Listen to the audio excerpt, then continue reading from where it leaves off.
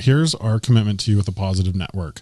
We're going to bring up problems in the world that are relevant now, that we think might be relevant in the future.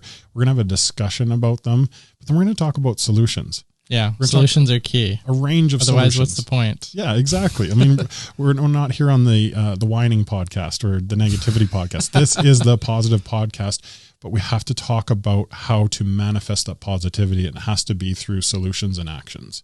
If those who are making most of the decisions and defining governance today woke up to a world where humanity was cooperating with each other, working in sync, the layers of division manufactured by them, by us, were gone or eradicated or reduced even by 90%, they would be terrified because humanity is so powerful. The thing is that we can't concentrate our power, because what happens is when you concentrate power, that concentrates corruption. The saying is absolute power corrupts absolutely. Yeah. And corruption can be sold for money. Money then buys influence. Influence buys more power. Welcome to the Positive Podcast. My name is Mike Volz. I'm here with my co-host Andrew, and we're ready to introduce to you the Positive Network. Yes, the very professional Positive Network. Yes, very, very professional. So just a little introduction to the Positive Network. Why do we need a positive network, Andrew? Well, I think ultimately there's an imbalance going on between, there's an excess of negativity in the world. If you look on news media, you look pretty much anywhere, like it's just constantly fed with negativity. And I think we need to rebalance it and make it a little bit more equal, at least equal, if not more positive. Yeah, I say we slide it all the way to the positive side. And I resonate deeply with that. My awakening to the negativity in the world started years ago. Just being inundated with all these different things, news media articles, then, for a while, social media was our place to share. And then eventually that got taken over with negativity. And, we're bombarded daily, and we start to get this perception that there's something wrong with us, that there's something wrong with humanity. And nothing could be further from the truth. But those who have platforms, those who have the largest platforms reaching the most people, traditionally have been pushing fear and negativity. Andrew, maybe you can share why you think they push that fear and negativity. Why is that the agenda or the perceived agenda? Well, I think there's two facets to it. Like the first one is that fear is a good way to push people in a direction you want them to go. So it's a good control lever. But the other one is that I think it's also what gets the most clicks and attention, because we're hardwired. Like, okay, if let's say we go back to caveman times, if you're sitting comfortably around the fire with your family and then danger is approaching, like a wild bear or a wolf or something is coming and it's going to attack you, it's in your benefit to be very alert to anything that's a danger or fear-based, because that keeps you alive. Yeah. Versus, if you have a choice between, snuggling up with your family and ignoring the wolf, well, that's not to your benefit. Yeah, absolutely. So I think it's hardwired in us to be attracted to seek out any dangers to us. And so when this basically translates to our modern world of doom scrolling through negative posts to see what threats are out there that you need to mitigate against. You raise a good point, and I used to talk about this years ago as saber-toothed tiger brain, and it's an ancient primal brain that is, it's looking for what's going to kill us, and that was a very effective part of our brain many, many thousands of years ago. Maybe not even that long ago in some contexts, and keep in mind, we live in first world countries. This is a reality for people in the world right now today. There's some nasty stuff going on in the world, but if you live in a state where there isn't anything actually trying to kill you, your part of your brain is very susceptible to, well, we have to find something. What is that going to be? And so for those who are pushing negative narratives, they know how the brain works. I mean, the brain has been mapped out like 9 times till Sunday. And if you feed fear into the narrative, the brain wants to latch onto it because this could be a threat. There's not enough threats in a first world country in modern day society. Yeah. We've been living in super long periods of peace. This generation and maybe the last don't even know what it is to be in a war or to send a child off to war. So there's a lot of, seeking what is the next threat, and that's being preyed upon, in my opinion. that's also a limiting factor on the growth and potential of humanity, because when you're so sucked up in always what's the next thing that's going to get me, how is, like this fear is manifesting through my actions into what I do. The best entrepreneurs have a sense of slightly optimistic, because you need to be optimistic to take risks that are unlikely to succeed. And so when you dive into fear, you actually create less solutions and less prosperity and less abundance for everyone. And that's a major problem for our world, where even a few decades ago, the amount of decline in optimism that we can create a better future has declined quite a bit. And I think the general population, there's definitely pockets of people who aren't thinking that way and refuse to.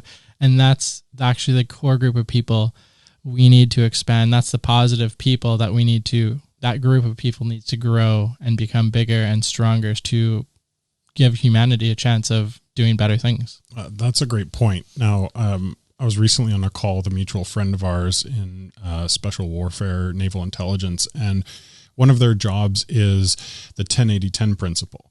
And you can explain this a little more in detail, but I'll set the stage for you here. Maybe 10% of a population is fully hooked into a negative narrative, and keep in mind, there's realities here, like what defines a negative narrative. There's some complexity to that, but for simplicity's sake, 10% sitting on the negative narrative side, 10% of people taking action on the positive side, and you got this 80% of the populace in the middle, and the 10% on each side are tugging for their attention, tugging to sway their opinion to one side or the other. The world has become about attention so that you can achieve your objectives. So our intention is to be on that 10% of positive side and grow that. We want people to join the positive network, to join a positive movement. And there's many positive networks out there taking on different names, shapes, and forms, but we're all fighting for the 80% of people in the middle. And these are amazing, good people that want just wonderful, simple lives, amazing families, pursuit of their hobbies, but they're being pulled upon. And it's come to a point in history where they're going to need to make a decision. I think that 80% historically, right? They follow what makes the most sense in the society at the time. Because if you had everyone saying, go this way, go this way, go this way, you would never get anything done. So it makes sense to have a society where there are people who sort of really think ahead and set objectives that other people can get behind if those people who set objectives, sort of like the executives or CEOs or thought leaders, they think of where should we be going, and then they convince other people to act on those principles and those ideas that they have, and then that's how movements begin. Right? Like Martin Luther King, for example, would be a good example of someone who started a movement from just, a single individual who had a dream. Who had a dream, exactly. I was like, should I make that pun or not? I was like, yes, I will. All of the puns on all episodes, my friend. Yeah. And that's a neat point. I was recently in Toronto with a group of mastermind members who are trying to spread positivity around the world. And that came up as a conversation piece where one person screaming from the rooftops a positive message, a message of light and love, can influence 90,000 other people and souls. And that's on the medium end of things. So people and movements can move millions of people.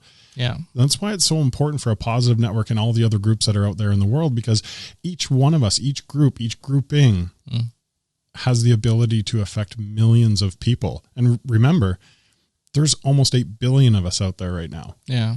And almost all of us are wonderful, connected individuals who are in various states of living their lives with different circumstances, more opportunity, less opportunity. But we need beacons. Yeah. I really think 90% of humanity, if not influenced in a negative way, will choose positive directions. Brainwashing is a powerful thing. Yeah. And shame and compliance with your community is another thing that plays into the human factor of like, if I don't go along, I might be killed. If I don't go along, there might not be food for my family. Yeah. So a lot of people will comply with the larger group out of, again, we're back at fear. We're back at negativity. Yeah. And these are core things that if you shake the foundations of a person's food security, water security, physical security, security for their family, threat of their money supply, a lot of people will just say, okay, what do I have to do? Mm-hmm. And you know what? Without tools, that's okay. Don't be so hard on yourself. Yeah. You kind of don't have a choice, but what if you had tools? Mm-hmm. What if you understood some age-old principles of how to become a sovereign individual, how to become a critical thinking, self-sufficient individual and family? Mm. And so when your basic needs are threatened, you go, okay, that's nice. I have my basic needs met. And trust me, there are many ways to accomplish this that we will share. We will share in depth with all of you. I'm excited to get into that. But when someone threatens to take something away that you already have in abundance, you're not controlled. Mm. You're not in a state of fear and reactivity. Now, if you expand on that, if you become even more of a self-sufficient individual, you now help your family, your neighbor, your community, and suddenly you have a nation that is completely self-sufficient and completely strong, like ironclad. Mm-hmm. That can happen over time, but it has to be through the state of positivity, critical thinking, and self-sufficiency. Yeah, and I think we also have to get back to admiring strength, because we've got to this point where people seek out sometimes to be a victim to get sympathy and get attention that way. And if you look at, let's say there's an old lady crossing the street and she is too weak to get herself over for some reason, she needs help. Maybe she's got a walker and maybe it's icy. You have some man or woman who's in good physical peak condition, they're strong. They now have the ability to help this person in need. Yep. So we need to strive. Everyone who can possibly be strong can then lend a helping hand to help people. Your aspiration shouldn't be the next person to have the most sympathy in the world, because that's a really dangerous path to go down. Yeah, strength should be shared. I mean, imagine a future where the currency is your contribution to your community. Like, imagine a future where what your skill sets are part of the economic system, rather than just a trade for, dollars or a trade for your time and those sort of things. Like, there's some concepts that over the next several decades are really going to start to sway and shift humanity to a better direction and a better purpose. Yeah. So I think if we circle back, so what we're trying to do here is we're trying to build up that 10% positive side that's influencing the middle 80%. Yep. And right now the negative side is currently winning. But that doesn't mean it needs to stay that way, because throughout human history, there has been this constant back and forth struggle. So this is just the latest in series of battles between these two sides, and we just got to get going on that. Yep. And that's the whole big purpose behind Positive Network right there. Yeah, absolutely, brother. Yeah. Also, on the side of negativity, if you know someone who is on that 10% negativity and they're acting against the future of humanity, if they're not looking to perpetuate the future good of humanity, some of them don't realize that they're over there. Mm-hmm. And so another thing that can happen is the side of positivity gets brighter and brighter. Some of the people that have been pulled off track and are working for some of the elements and forces in the world that are perpetuating this negativity and this destruction of humanity. Mm-hmm. Are we the baddies? they're gonna wake up, right? Yeah. And that's a thing. So there's a few subsets of individuals in this world. You got the average amazing human being who wants to live their life, love their family, achieve their goals, have their hobbies. Just, they don't want all this complexity. They don't want their attention grabbed at. Then you have the people who have been swayed over to negativity, and maybe they've been given a position and power and wealth, and they're serving a narrative and perhaps a group that they don't even know how it all exists and how it's all tied together. And then you have your people over on the positive side, which we're going to exponentially increase. And these people can be swayed into that negative. They can be pulled over to that side, but just as easily we can pull over those change makers. So on the two sides of the 10%, we're talking about change makers. We're talking about the shepherds of the world. Mm-hmm. And when you said they're a little bit misunderstood, I want to touch on that point a little bit, because we've vilified success. We've vilified change. We've vilified wealth. We've vilified these people who, can really change the world. And then we prop up actors mm-hmm. and athletes. And we look to those people as our stars and our superstars and our leaders. And well, they're acting, they're playing. Mm-hmm. And so we have to get back to supporting the right superstars in the world, the ones who want to change the world, the ones who will put time, money, effort, energy, resources into building companies and technologies that push humanity forward. Yeah. Right? Not the companies, technologies, and things that hold humanity back or steal our freedoms or steal our futures from us.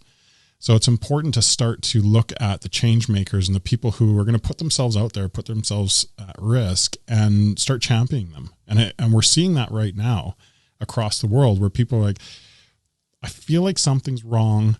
I need a new narrative. I need some more information, but who do I trust? Mm-hmm. Everyone's screaming from the rooftops their opinion on every social media channel, every news channel you can imagine, and it's just too much. Yeah, that's the problem, is that there's a lot of talk about problems, but not very much talk about solutions. And the world needs solutions, not more discussion about problems, because it just goes in endless circles. If you don't focus on what is your solution, you'll never get to. There's actually a good saying in a book, I can't remember what it was, but it popped into my mind, is if you spend all your time focused on the problem, you're not focusing on how you're going to solve it.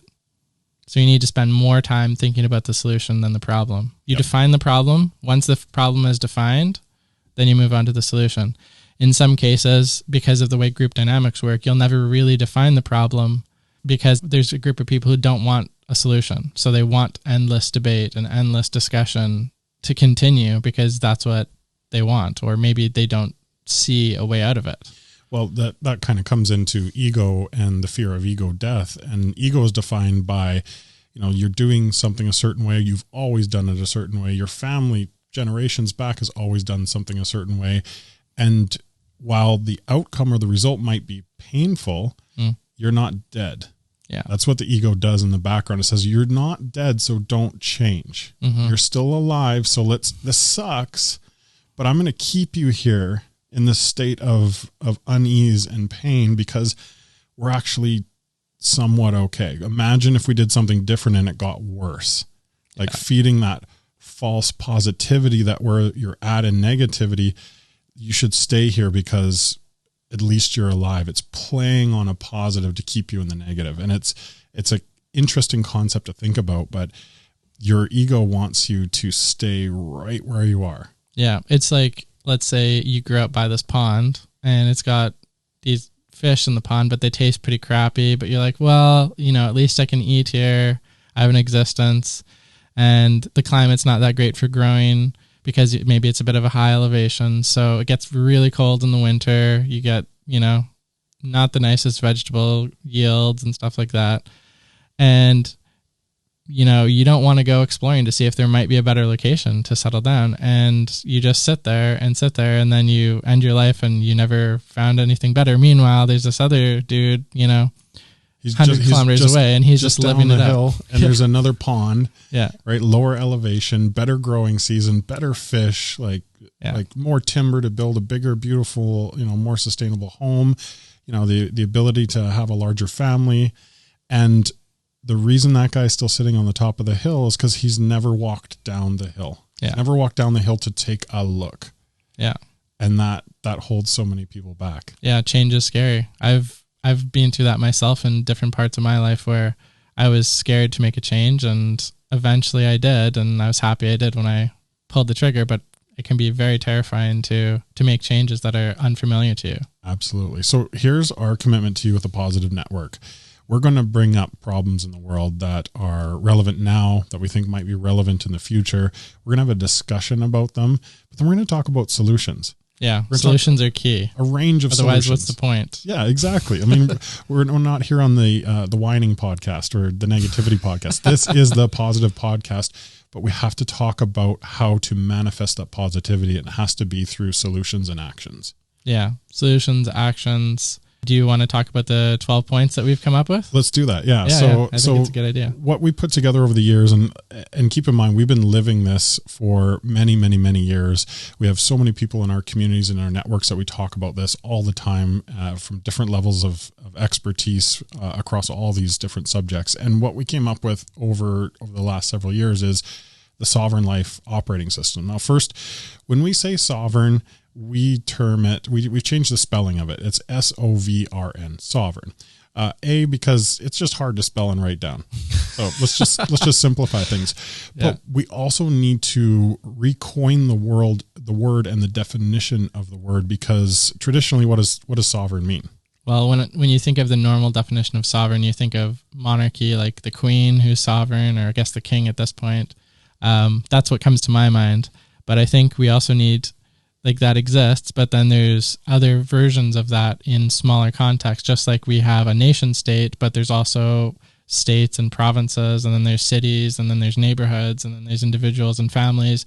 So there's a sliding scale. Yes. And so I think what's missing from that definition of sovereign that we need to add is that we need to look at different scales of sovereignty on the individual, on the family level, and those can then help out other people who may need it. And you can also trade where one person is good at one thing and another person is good at another. That's a very important thing as well. Absolutely. So sovereign goes right from the top of, who's running the country, who's running the world, believe it or not, who's banking everything, who's pulling the purse strings behind everything. Beautiful topic for another day. Right down to the individual. And what we've seen in the negative changes in the world is personal sovereigns have been eroded. Your personal sovereignty, your personal rights, your personal self-sufficiency, your ability to critically think have been attacked and eroded. And the bedrock of a sovereign community, a sovereign nation, a sovereign world, and a sovereign humanity is the individual itself. Yes. That strong individual can help a family, yep, a community, a nation. And so we have to build ourselves from the bottom up. Put your oxygen mask on first when the airplane is going down. Yeah. Then you help can help the person. Yeah. Right. Yeah. So you can help so many more people when you have helped yourself, because you're not in reactivity. You're not in fear. You're not trying to get just day to day. You can self-actualize and pursue your higher self. So, and then in the net, like as that plays out, as everyone does that, the whole plane gets their oxygen masks on rather than 90% passed out trying to help the other person beside them, and then everyone else passes out. The strongest, most capable people are helping, and then they're incapacitated. Yeah. So we have to become strong ourselves in any way we can. So let's stop teasing about the 12 points and let's get into them. So the 12 points, keep in mind the first 9 are self-actualization points. These are things that you can work on. And so those first 9 are, and again, SOVRN, sovereign time, sovereign food, sovereign mind, sovereign body, sovereign money, sovereign children, sovereign relationships, sovereign data, and sovereign defense. So those first 9 points are, inside of those are thousands of topics, ranging from easy to accomplish to a little bit more difficult, or to requiring a community to engage in the actualization of the things inside of those points. Those first 9 culminate in the 10th point, which is becoming a sovereign citizen. So this is you stacking all your skill sets in those first 9 points. You may already have a whole bunch of these skills, or very few, or be very heavy in 1 or 2 categories, and it's time to move on to a 3rd, 4th, or 5th. Mm-hmm. Now, after sovereign citizen, we now have a group of people who aren't living in fear, who are self-actualizing, who are helping their neighbors.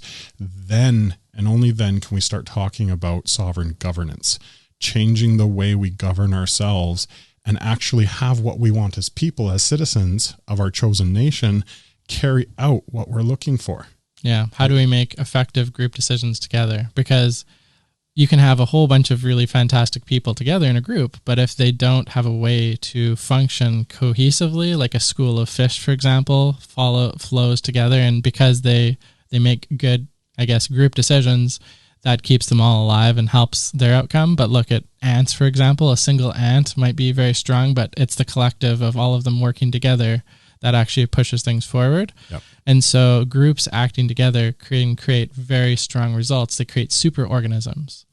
And that's something we need to improve, because we see a lot of problems with governance in the world today. We're just seeing failing governance just everywhere. I'm excited to get into sovereign governance, point 11, because it's something you are so passionate about and have taught me an immense amount about, and there's a lot of value that we can give and we can serve to our listeners through educating on governance. It's a very misunderstood topic. It sounds boring to most people, but then when you realize like literally governance is everywhere. It's how it's like the decisions made of like how you're going to drive. If you ever have driven on a road and you're like, this doesn't make any sense. Why is it set up this way? Well, that was a governance problem.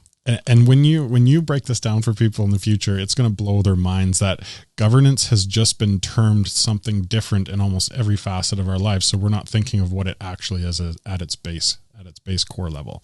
Yeah. It sounds like some dusty old, 80s themed thing that hasn't. And who likes politics? Like, let's be honest, but governance is not just politics. It is so much more. It's the underpinning of society and cooperation. Yes. Like everything has to do with governance based off the corporate governance inside McDonald's versus how soccer associations are run, how homeowner associations are run, how school districts are run, how your city It's how we organize ourselves. All of that encompasses governance, and it's the one thing that interacts and intersects your life all the time. Yeah. Everything that you do when you interact with society has to do with how governance has decided that will be set up. Yeah. So that segues into the 12th point. When you become a self-actualized sovereign citizen, we're able to start changing sovereign governance and accomplish what the needs of society actually are. What is the stat? Most politicians accomplish only 3% of their campaign promises and spend 50% of their time trying to get reelected, not working for us. Yep. So we achieve new forms of governance, and then we hit sovereign nations, the 12th point, where we can really solidify humanity inside of our collective nations and then work towards having nations work together. Yep. For the betterment of humanity. Yep. Let's just put this out there. If those who are making most of the decisions and defining governance today woke up to a world where humanity was cooperating with each other, working in sync, the layers of division manufactured by them, by us, were gone or eradicated or reduced even by 90%, they would be terrified, because humanity is so powerful when working really together. And we need to wake that up. That's what I'm bullish on, is humanity. I'm pro-humanity. Yeah. I feel like if we realize more of our potential, we will be able to create a much, much, much better world than we have today. Yep.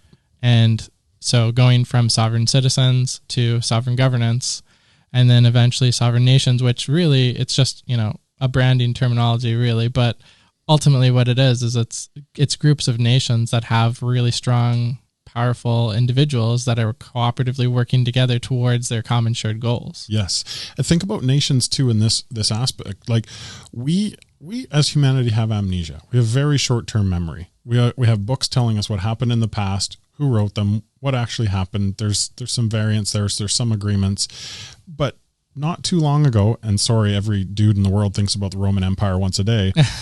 But where's the Roman Empire? Where's the great Ottoman Empire? Where's these old borders, these old nations? These have eroded and reshaped and reformed. And if you think about the length of time humanity has been on this planet, whether you think it's, a short term or a long term, depending on your belief system, we love and endorse all belief systems that are positive. So we're going to continue to see nations reshaped, and there's a movement that is forming that is going to be reshaping nations. Again, there's a group in the world that want one nation, ultimate control. They would like everyone to fall in line in one world government. Well, who's running that, and do they have our best interests at heart? That's for you to decide with critical thinking. There's another movement where groups of people around the world form nations on their own, and things become smaller but more connected as a whole. When we're talking about, should it be a monolithic, massive organization, or should it be a smaller, decentralized nation state? You have to actually look at how corruption works. And this actually ties into governance, but you have to look at how does corruption actually function. So think of, I want you to imagine like there's like this medieval town, and it's got this stone wall, like this massive stone wall around it. Maybe it's like 50 feet high. Okay, what you can imagine is that wall is our laws. Okay, those are our nation walls. There exists this monster in the world called corruption. And you can think of it like maybe like this green blob. Okay. Yep. and it can be split apart into a whole bunch of little tiny blobs, or you can put them all together and it gets to be 1,000 feet high. And then it can just smash all of those laws because it's so concentrated and so powerful. So the way to beat corruption is you need to split it into tiny, tiny little parts and then distribute it as much as possible, because then it doesn't have the chance to get concentrated enough to do damage to the laws. Interesting. I like that analogy. So you're saying that in your way of thinking about nations in the future, decentralizing is a more powerful way for cooperation. Yes, because so there's two sides to it. You want to decentralize power, but you want to coordinate what your actions and what you want to do is. And this has been mostly impossible to do, but I have a solution. Been working 10 years on it. The thing is that we can't concentrate our power, because what happens is when you concentrate power, that concentrates corruption. The saying is absolute power corrupts absolutely. Yeah. And corruption can be sold for money. Money then buys influence. Influence buys more power. Yep. And it's this infinite cycle. Yep. So you can't have a structure in place where you centralize power, because when you do that, you centralize corruption, and then the corruption monster gets too big. Yep. And it can just smash any law that it wants to and revoke rights, and then things get scary very fast. And the only thing that stops that is good people standing up. And if they have their basic needs, if they're not critical thinking and self-sufficient, their ability to stand up, or the number of people able to stand up, is greatly diminished. Exactly. And that just basically means distributed power. So not centralized power, but everyone needs to have a little bit of power themselves. Yep. And don't give a huge central authority huge amounts of power. Yep. Nobody is coming to save you. No government or no entity is going to pop up and say, I got you. My whole life I've been thinking about serving you. That doesn't exist today. There's a couple wonderful groups out there, more than a couple. There's hundreds and thousands that are serving humanity. But you can't wake up in the morning and expect your government to fix whatever's ailing your life. It's time for you to stand up, for you to start stacking skills, and for you to start becoming more self-sufficient. And I want to repeat this 1,000,000 times.